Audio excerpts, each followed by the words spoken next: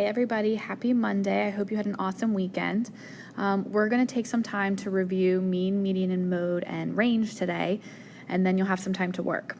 So as a little refresher, mean, median, mode, these are all measures of central tendency. We saw that term on Friday. Measures of central tendency, we can use these to organize, summarize data. It describes the center of the data. So a new term for us today is an outlier. So this is used when there's a value that's a lot higher or a lot lower than the other sets of data. So for example, if we all take a quiz and someone is absent, so they didn't take the quiz yet, which means in the grade book it's going to be a 0. If I would calculate the average for your class and I would include that 0 that the person got when they were absent, that would be an outlier because that wouldn't be realistic of what your class average actually is. Technically, I should wait until that person makes up the quiz so that it's more accurate. So in those cases, an outlier might be ignored because it doesn't truly represent the data. So we've also talked about mean. So we take the sum of all the data values and then we divide by the total number of items. The mean is also called the average. And we want to use the mean when we have a set of data that has no outliers. So using the mean is ideal when our data doesn't have any outliers. So if we all take a quiz and everyone was here and they took it and they did their best, that would be something where I would really want to use the average to show how we did as a class. Now the median is the middle value. After we order the numbers from least to greatest, we want to use median to describe our data when our data has an outlier.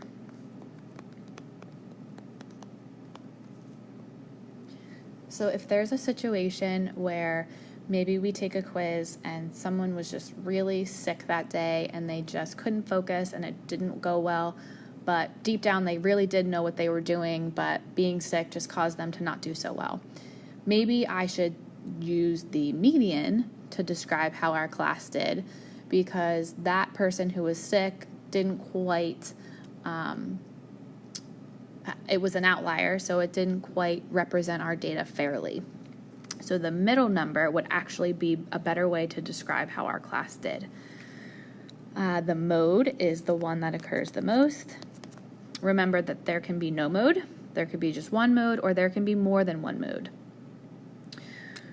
The range is the set of data, it's the difference between the highest and the lowest value. All right, there was our little refresher. Let's get some practice problems. So we have a set of data here. 8 random students were surveyed and asked how many texts they sent in the last hour, and this was what we collected. So the first thing we always need to do is put our values in order from least to greatest.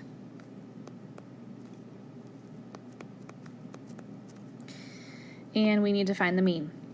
So those of you with the calculator, you should add all of these together and then divide by however many people we surveyed, which is 8. So if we add all of these together, we should get 81. Divide by the 8 people that were surveyed, we get 10.1. So about an average of 10 texts in the last hour for these 8 students. The median is the middle, so we can always cross off in our pairs of highest and lowest to find the median. So again, we have 2 numbers for our median. So add those 2 numbers together and divide by 2. We get 11.5. The mode, are there any numbers that appear the most? There's none in this one, no modes. Which measure of central tendency best describes the data? So we need to think about if there's an outlier or not. And this can definitely be debated. So if you look at this data, Our lowest number is 2. There's also a 3. But then after that, it jumps all the way to 10. We have 10, 11, 12, 13, 14.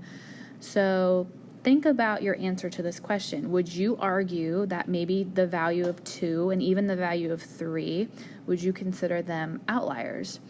If you consider them outliers, you would want to use the median to describe this data. If you feel that the 2 and the 3 should be included in our data and they aren't necessarily outliers, they're valuable information, then you could use the mean. So sometimes you can debate this question. So I'd kind of like you to think about which one you think would best describe the data, the mean or the median. Okay, and then the range, the biggest number was 16 and the smallest was 2. So our range is 14. All right, on to the back. Here we have a dot plot with our hourly wages again. So we need to find the mean. So if you remember the little trick we talked about on Friday, there are 5 people with a wage of $6.50. So instead of just adding, $6.25. So instead of adding $6.25 5 times, that's what multiplication helps us with. So we can take that $6.25 and multiply by 5. Then instead of adding $6.50 3 times, that's what multiplication helps us with. We'll take $6.50 times 3. There's one person that gets $7 and there's one person that gets $7.50. We still have to divide this by however many x's there are, which is 10. So those of you with a calculator, you can type it in, 6.25 parenthesis 5 plus 6.50 parenthesis 3 plus 7 plus 750. Get that value, divide it all by 10, and we will round to 653. So that is the average hourly range. For the median, this is the middle number, so we can start to cross off our pairs of highest and lowest. So 625 with a 650, 625 with a 650. Here we are yet again with 2 numbers in the middle. So add those 2 values together and divide by 2. We will round to 638. The mode, which wage has the most x's? That would be 6.25. Which measure of central tendency best describes the data? So again, you're looking to see if there is an outlier. This can be argued a little bit most of the time. So, do you feel that 750 is an outlier in this data, or do you feel that it's close enough to the rest of the data and should be included because it is important? It is an important piece of data. If you argue that 750 should be an outlier, then you would use the median.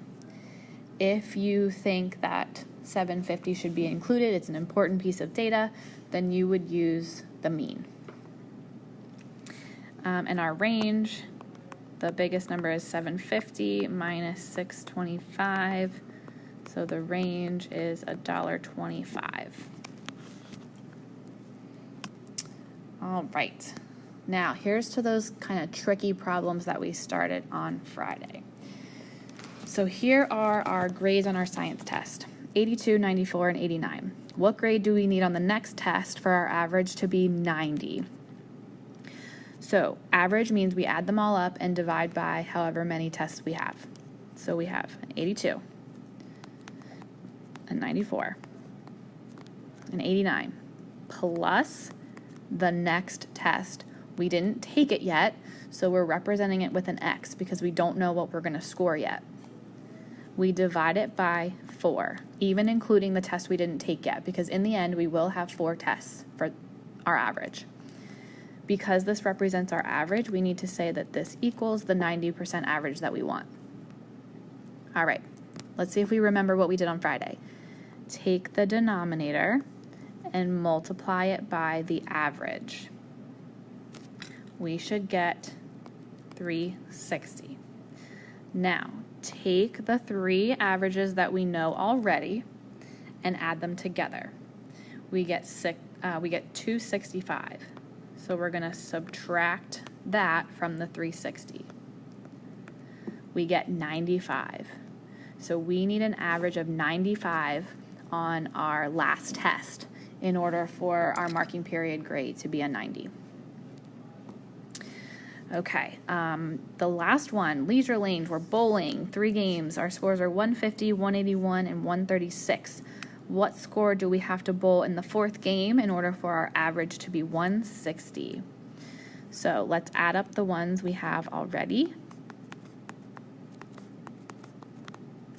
Plus X, because this is what we'll be playing on our 4th game. So even though we didn't play it yet, we want to include that in the average. Divide by however many games we're playing, including the X, which is 4. And this equals the average, which is 160. We take the denominator, multiply it by the average. We get 640. Add the ones we already have. We get 467. We're going to subtract those two values. We get 173. So we need to get a 173 when we bowl that 4th game in order for our average score to be 160. All right, guys, I will be back tomorrow if you had any questions on any of those, especially those last couple. Here is your homework that you'll be working on. You should have already got the problems from the book on Friday. So you should already have those, and you can get started, and I will see you tomorrow.